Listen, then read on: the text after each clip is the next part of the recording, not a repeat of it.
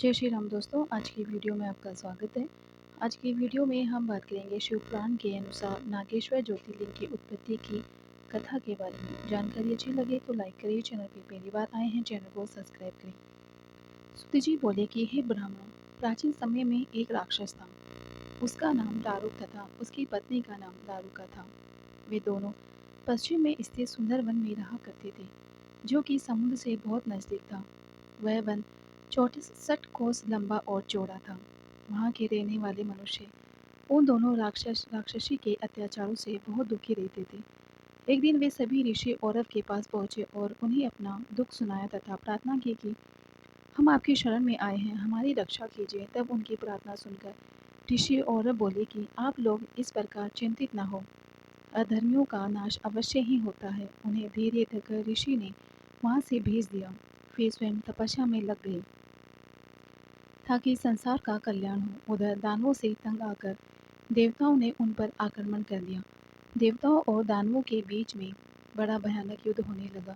हजारों राक्षसों को देवताओं ने अपने प्रहार से मार गिराया। राक्षसों को इस प्रकार पराजित होता हुआ देख करके दारुका को अपना वर याद आया। उसने राक्षसों से कहा कि आप लोग इस प्रकार भयभीत न हो, मैं आपका भय अवश्य ही दूर करूंगी। यह कहकर दारुका ने राक्षसों की उस नगरी को उठाकर समुद्र के मध्य में स्थित कर दिया। अब सारे राक्षसों को भय से मुक्ति मिल गई। एक दिन दारुका घूमती हुई पुनः धरती पर आ गई। तब उसने देखा कि एक डोंगी में बहुत से मनुष्य बैठकर समुद्र की ओर से पृथ्वी पर आ रहे हैं।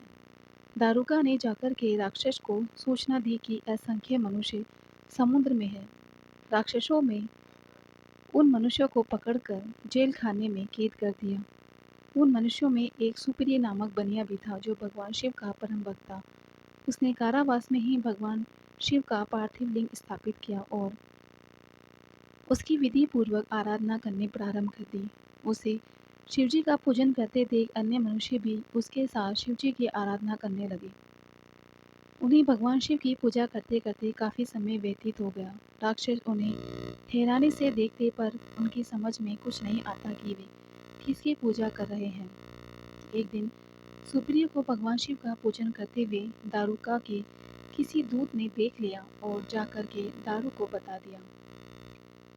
यह जानकर दुष्ट दारू जेल में गया और सुप्रिय से बोला कि हे बनिए, सच बता कि तू किस देवता की पूजा कर रहा है, अन्यथा मैं तुम्हें मार डालूंगा।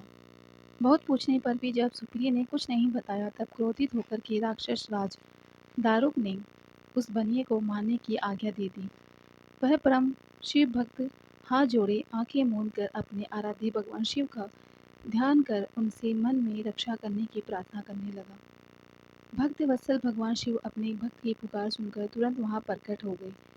अपने भक्त की ओर बढ़ते उन राक्षसों को देखकर भगवान शिव ने पाशुपात अस्त्र उठा लिया और उन राक्षसों का एक पल में ही नाश कर दिया।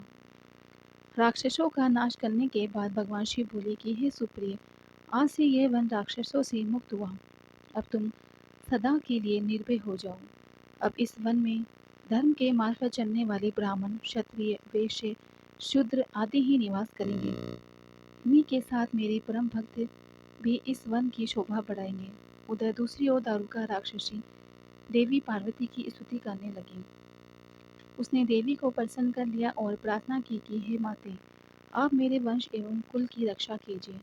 तब देवी पार्वती के दारुका के वचनों को सुनकर भगवान शिव से बोली कि हे नाथ, आपकी कही यह बात युग के अंत में सच हो, उससे पूर्व तामसी सृष्टि भी रहे, ये मेरा विचार है। भगवान, मेरी बात को पूरा करिए। दारुका मेरी ही शक्ति है, इसलिए उसकी रक्षा करना मेरा धर्म है। यहाँ पर दारुका का ही राज्य होगा। देवी पार्वती के इन वचनों को सुनकर भगवान शिव बोले कि हे प्रिय, आपकी इच्छा अवश्य ही पूरी होगी, परंतु अपने भक्तों की रक्षा के लिए मैं यहीं पर स्थित रहूंगा, ताकि कोई भी उनकी जाति और धर्म के विरुद्ध कोई आचरण न कर सके। जो मनुष्य धर्म के मार्ग का अनुसरण करते हुए भक्ति भावना के साथ प्रेम पूर्वक मेरा दर्शन करेगा, वह चक्रवर्ती राजा हो जाएगा।